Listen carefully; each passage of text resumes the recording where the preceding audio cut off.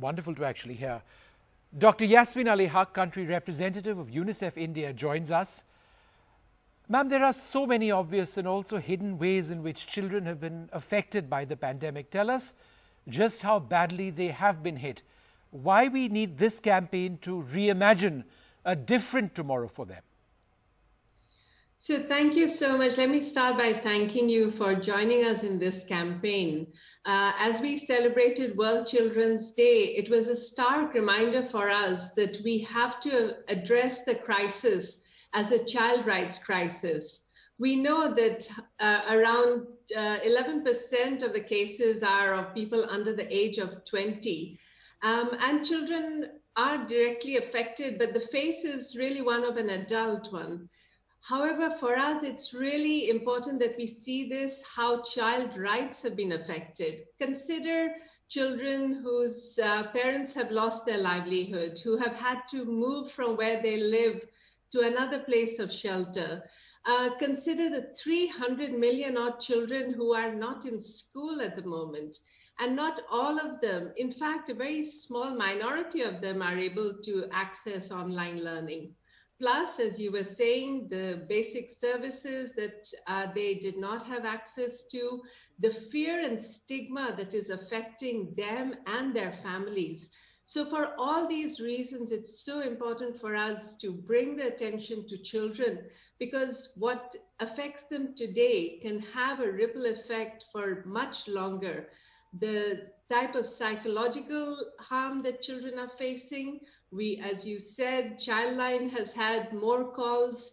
So children are really being impacted by it, and it is in a way silent. And thank you for joining us and making this apparent. We have been working with the government, with civil society organizations to bring focus on the services that are needed.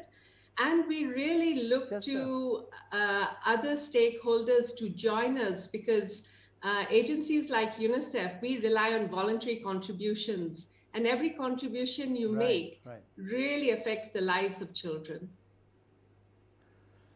Yeah, Dr. Yasmin, thank you. In fact, thank you for doing so much that you've been doing and with UNICEF all these years. Just can you tell us a little bit specific about what you're doing right now for children in this pandemic? And for example, when people donate, what will it be spent on? Right. So a big part of our work is really supporting the frontline warriors, whether they're ASHA workers, Anganwadi workers, or school teachers or sanitation workers, who are spreading the message, who are communicating with all the communities to remind them of the very simple measures to prevent COVID, which means wearing your mask, maintaining your hand and your respiratory hygiene, and not going into crowded places. So we have reached over 650 million people with these messages. We've also worked very closely with, of course, the Ministry of Education at the national level and in the states to see children get access to remote learning. And we estimate that we've reached about 41 million children in this effort.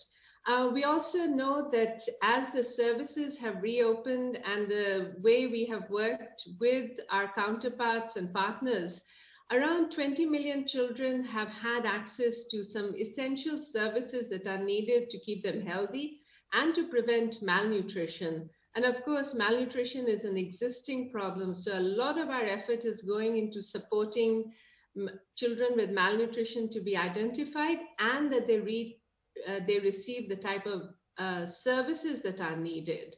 So those are some of the ways, including getting equipment for lab testing, for oxygen concentrators, for hospitals, by getting reagents that were needed in the early days to do the testing, and importantly, focusing on the psychosocial support care for children themselves, for their families, and for our frontline warriors. Yes, absolutely much needed. Ma'am, please stay with us, Yasmin ji. We are just coming back to you. But in the meantime, let us hear now from one of the legends of Indian cinema, film industry ke Mahanayak, a powerful advocate for children who also happens to be UNICEF Goodwill Ambassador, Shri Amitabh Bachchan. Namaskar, this is Amitabh Bachchan. You must have heard these words several times. Do boond zindagi ke and 5 saal 7 par. I hope you remember what they mean. Yes, I'm referring to life-saving vaccines that all children must get to protect them from preventable diseases. Immunization acts as a protective shield, keeping not just the child, but also families and communities safe. Imagine how wonderful it would be if in our country all babies and children are fully immunized against all preventable diseases. Sounds like the future we would all want for every child. This World Children's Day, let us all join together to reimagine a world where every child survives and thrives, is healthy and immunized.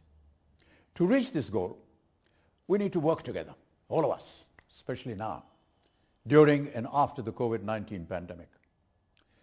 Children need their vaccines, and with lockdown parameters easing over, as a parent, I would urge you to please take your child for the scheduled vaccination to your nearest immunization session, health center, or hospital. Don't forget to take your immunization card with you. Always wear a mask, maintain physical distancing, and wash your hands frequently. Immunization has been at the heart of UNICEF's work over the last 70 years. It is an organization that has worked assiduously towards immunization for children around the world. No organization is better placed than UNICEF for the delivery of these vaccines. As a Goodwill Ambassador for UNICEF, it gives me immense pride to be a part of this great effort. Come, join in with me, and let us make a difference in the lives of all children everywhere. Thank you. Namaskar. तो हमने अमिताभ बच्चन को सुना। अब हमारे साथ दक्षिण भारत की जानी मानी अभिनेत्री त्रिशा हैं। Trisha is UNICEF celebrity advocate. Trisha, you recently had a virtual field visit with child rights champions in Chennai who have been carrying your message out into their communities. You must have heard many accounts of what children had to go through in this pandemic and also how they dealt with it. Hi, good evening, and thank you for having me here. I think it was a great opportunity by UNICEF to have organized this virtual field visit because usually every year we go and meet these children and we have such fun interactions with them. But this year, unfortunately, due to the pandemic, we couldn't. And so this virtual visit was as fun and interactive as it's always been when I've met them.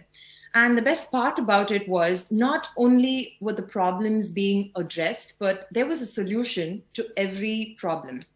And these children discussed various initiatives that they had undertaken to overcome issues such as stigmatization, raising awareness towards COVID-appropriate behavior, mobilizing community against child marriage, and writing petitions to the Chief Minister requesting for adequate transportation support because they wanted to attend the annual examinations. In fact, two of these kids, Altaf and Sangamitra, they went out of their way to make short films using their mobile phones to dispel stigma and discrimination against those infected with COVID. And they made sure these films went viral by sharing them on social media and their WhatsApp community groups to raise awareness. In fact, Altaf also made a second short film which showed us how inaccessibility to smartphones and laptops were forcing girls to quit school and start working with their parents. And there was another child called Madan, and his story was so endearing. So he and his friends heard about child marriage that was going to happen in their community. So what they did was they made this little street play, like a skit, showing the dangers of child marriage. And it was a win because there's no child marriage in their community anymore. And they stopped the one that was happening because they raised awareness through this street play. And in fact, Madan told me he was aspiring to be the chief minister and Altaf wanted to be a filmmaker, so they could put their talents and capabilities to good use. And to me, these kids are the true child rights champions. Absolutely, absolutely. Wonderful, wonderful to hear this. We got so much to learn from our children. And with your on-ground experience and Yasmin, all the experience you've been getting over the last 8-9 months, Dr. Yasmin, what still are the gaps and what worries you and what needs to be immediately done, do you feel? What worries you right now? So I think my biggest worry is, we heard from Trisha the beautiful way in which children have not stopped dreaming. They have not stopped aspiring. And we have to keep that going. We can't afford for our children to be down, for them to not see hope.